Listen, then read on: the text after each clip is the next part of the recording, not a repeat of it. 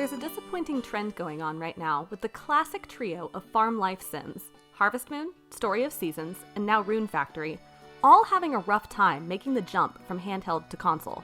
Rune Factory's first dedicated Switch game, Rune Factory 5, succeeds largely by clinging to the depth that has earned the series praise in the past. Unfortunately, it can't manage to translate other elements like looking nice or running well in its move from a top-down perspective to a 3D world, leaving it in a fun but frequently frustrating spot.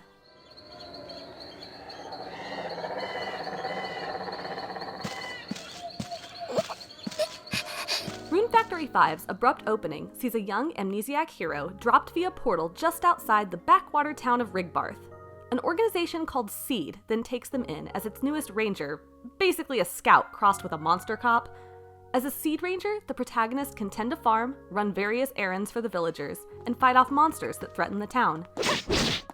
Their service quickly takes a cheesy if enjoyable turn into a winding mystery involving more folks turning up with amnesia, dragons, and plenty of pleasantly extra anime protagonist fluff. The story itself is surprisingly meaty, kept fresh across numerous excursions into monster-infested wilds by a decent amount of variety in its biomes and enemy types. Just when I thought I'd explored everything there was to see, I'd be sent into another dungeon I didn't know existed, or back into an old dungeon to delve into an entirely new set of caves. As usual for Rune Factory, you can befriend your neighbors and progress their individual storylines through conversations, cutscenes, and gifts, some of whom you can eventually marry and have a child with. The roster of 12 bachelors and bachelorettes in Rune Factory 5 is pleasingly varied, with great art design, and with plenty of variety in personality types, like Murakumo or Priscilla. Every romanceable character has amusing story events you can unlock as your affections grow, and even the folks in town you can't marry are interesting enough to be worth taking the time to befriend. Priscilla told me all about our new neighbor.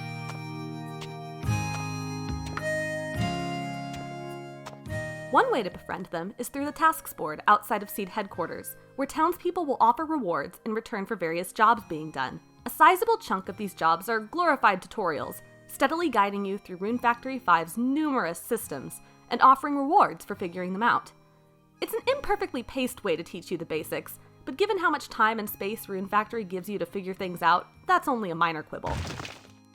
You can either beeline your way through the main story and finish in about 35 hours, or take it at a slower pace alongside other activities to extend it out much, much longer. And I wanted to take my time, because there was always more to do outside of the main plot. Rune Factory 5's in-game clock was merciful though, slowly looping through 6-day weeks, 4 per season, with time of day, weather, and seasons impacting how your crops go, what your neighbors are doing, what events can occur, and more. Central to Rune Factory is the farm, which you can clear of debris, till, sow, water, and harvest at your leisure. Crops grow fast and are not confined to seasons, so you can grow whatever, whenever. But while it's easy to grow crops at all, there's a surprising amount of depth to growing crops well. There are tons of factors that can impact your crop yield and quality, like harvesting methods and soil quality. Having the flexibility to ignore that all if you want, or spend hours trying to get the most perfect green peppers you can grow, makes the whole system spring with life. Closely tied to farming is the robust crafting system, which can produce stronger weapons and armor for dungeon crawls, better farming tools, higher quality meals cooked from farmed crops, and so much more. Rune Factory 5 does overdo it a little in the sheer chaos of how many unique crafting tables you need sitting around to make everything, and learning new recipes is unfortunately dependent on some level of luck. But as with farming, you're free to engage with crafting minimally if you want, just to get the things you need for the specific trade you're interested in, or you can dive in head first and try to master every single recipe.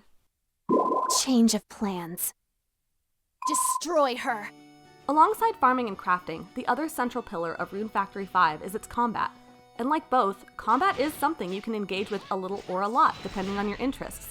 You can focus heavily on weapon types, skills, and upgrades, or you can grind and button mash your way through everything on a lower difficulty and no one will blink an eye.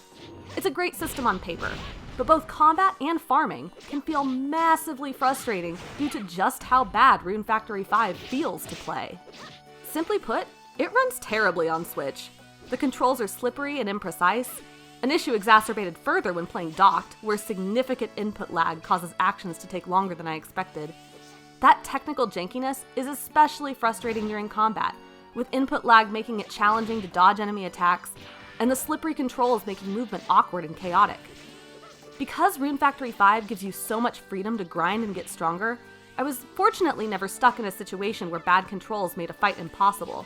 But they did make what could have been one of the main draws significantly less fun.